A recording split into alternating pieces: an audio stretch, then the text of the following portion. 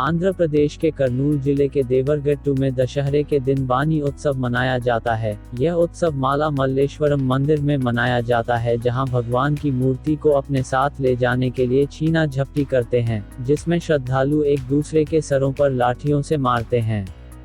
इस रिवाज के अनुसार दो गुट एक दूसरे के सर पर वार करते हैं और तब तक करते हैं जब मूर्ति किसी एक गुट को ना मिल जाए। हर साल सर पर डंडा लगने से कई लोग बुरी तरह घायल भी हो जाते हैं। यह प्रथा दशकों से चली आ रही है और दशहरे के दिन देवरगट्टू के आसपास के करीब 11 गांवों से हजारों लोग यहां आते हैं।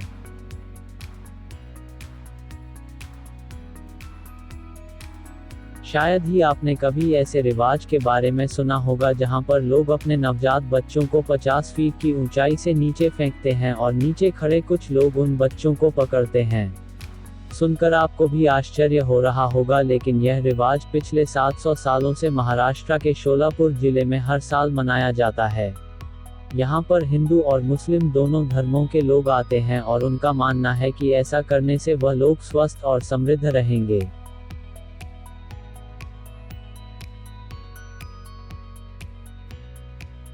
दक्षिण भारत के तमिलनाडु में जल्लीकट्टू का त्योहार धूमधाम से मनाया जाता है।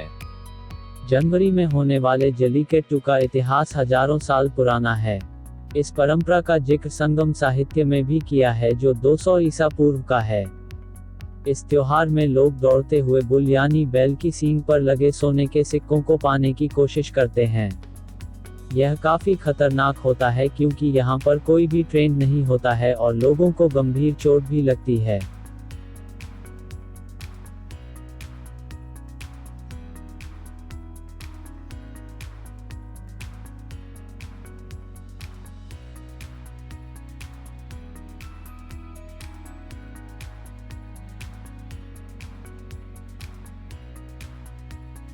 थाईपुसम का त्योहार दक्षिण भारत में मनाए जाने वाले प्रमुख त्योहारों में से एक है।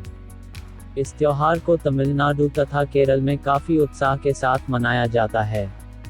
इस त्योहार पर शिव जी के बड़े पुत्र भगवान मुरुगन की पूजा की जाती है। थाईपुसम का यह विशेष त्योहार थाई महीने के पूर्णिमा से शुरू होकर अगले 10 दिनों तक चलता है।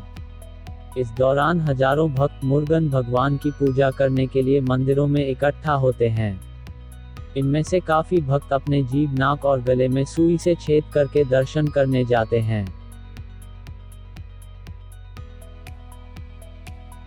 कर्नाटक के कुक्के सुब्रमण्यम मंदिर में एक अनोखा रिवाज मनाया जाता है, जहां पर जाति के लोग ब्राह्मणों के जूठे खाने के ऊपर लोटपोट करते हैं।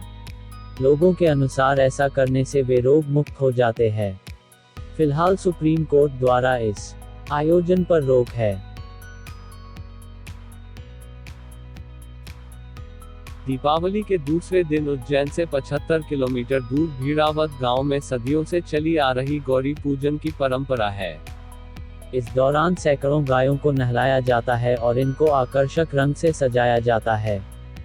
इसके बाद गांव के लोग चौक पर जमा होते हैं, जहां से मन्नत मांगने वाले लोगों का जुलूस निकलता है। जुलूस खत्म होने के बाद गांव के मुख्य मार्ग पर ये लोग मुंह के बल जमीन पर लेट जाते हैं। इसके बाद गांव की सैकड़ों गायें दौड़ते हुए इनके ऊपर से गुजरती हैं। गांव के लोग बताते हैं कि ये परंपरा सैकड़ों सालों से चली आ रही है। हिंदू मान्यता के अनुसार जिन लोगों के अंदर मांगलिक दोष पाया जाता है, उनकी शादी जानवरों या पेड़ पौधों से कराई जाती है। ऐसा माना जाता है कि पेड़ों और जानवरों के साथ शादी करने से क्या दोष समाप्त हो जाता है।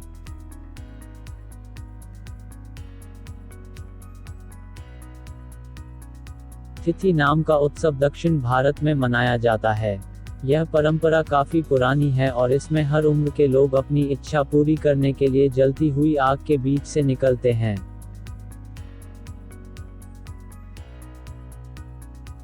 वाराणसी समेत पूर्वांचल में मानसून में देरी से परेशान लोगों ने इंद्र देवता को प्रसन्न करने के लिए अब टोटके का सहारा लेते हैं। बारिश के लिए मेंढक और मेंढकी की शादी कराई जाती है। प्रतीकात्मक रूप में शादी की रस्में पूरी करने के बाद दूल्हा और दुल्हन को खाना खिलाते हैं और विदाई भी करते हैं।